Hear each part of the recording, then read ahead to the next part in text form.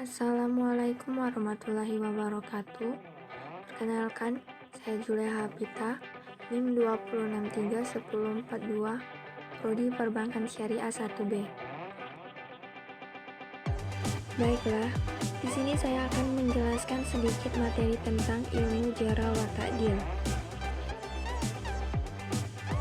Ilmu Al-Jarah wa Ta'dil adalah ilmu yang menerangkan tentang cacat-cacat yang dihadapkan kepada para rawi dan tentang pentakdirannya, dengan memakai kata-kata yang khusus dan untuk menerima atau menolak riwayat mereka.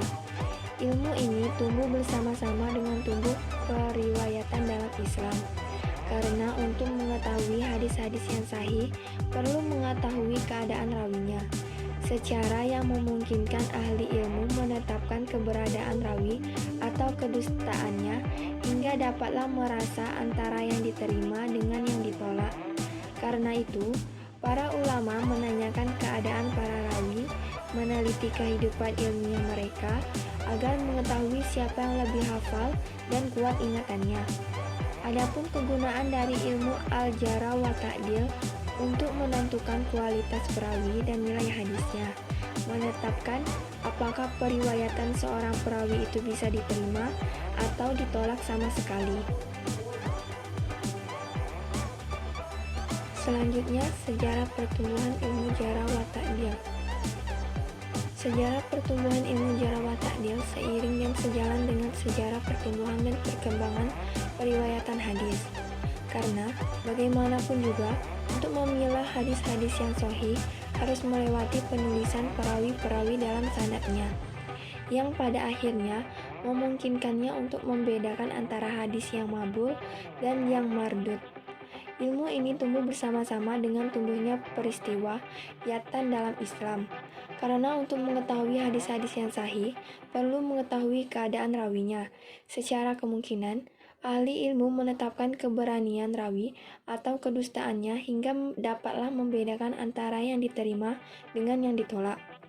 Awal mulanya pertumbuhan ini adalah seperti yang dinukil oleh Nabi, sebagaimana yang telah disebutkan tadi, lalu menjadi banyak dari para sahabat, tabi'in, dan orang-orang setelah mereka, karena takut terjadi seperti apa yang diperingatkan oleh Rasulullah SAW.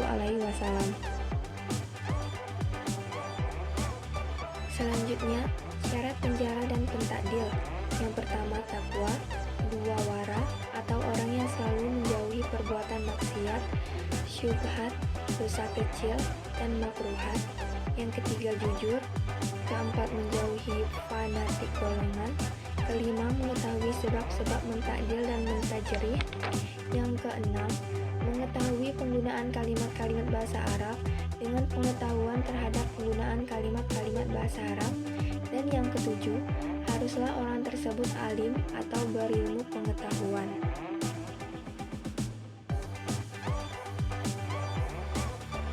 Selanjutnya yaitu tingkatan Al-Jarah dan tingkatan Ta'dil.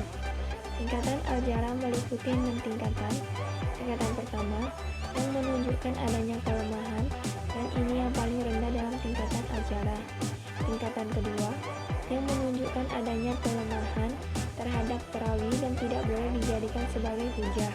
Tingkatan ketiga yang menunjukkan lemah sekali dan tidak boleh ditulis hadisnya. Tingkatan keempat yang menunjukkan tuduhan dusta atau pemalsuan hadis.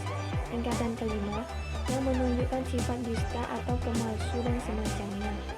Dan tingkatan yang keenam yang menunjukkan adanya dusta yang berlebih, dan ini seburuk-buruknya tingkatan. Selanjutnya yaitu tingkatan ta'dil. Tingkatan ta'dil meliputi 6 tingkatan. Tingkatan yang pertama yang menggunakan bentuk superlatif dalam pentakdilannya atau dengan menggunakan ungkapan-ungkapan.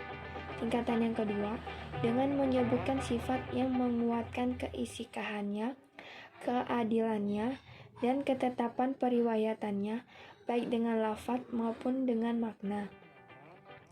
Tingkatan yang ketiga yang menggunakan adanya pensikahan tanpa adanya penguatan atas hal itu.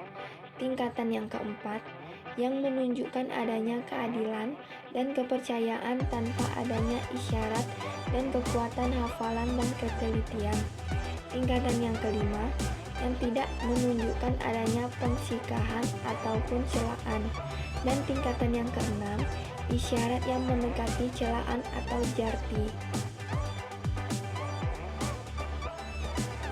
Itulah yang bisa saya sampaikan.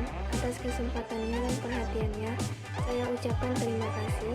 Saya akhiri. Wassalamualaikum warahmatullahi wabarakatuh.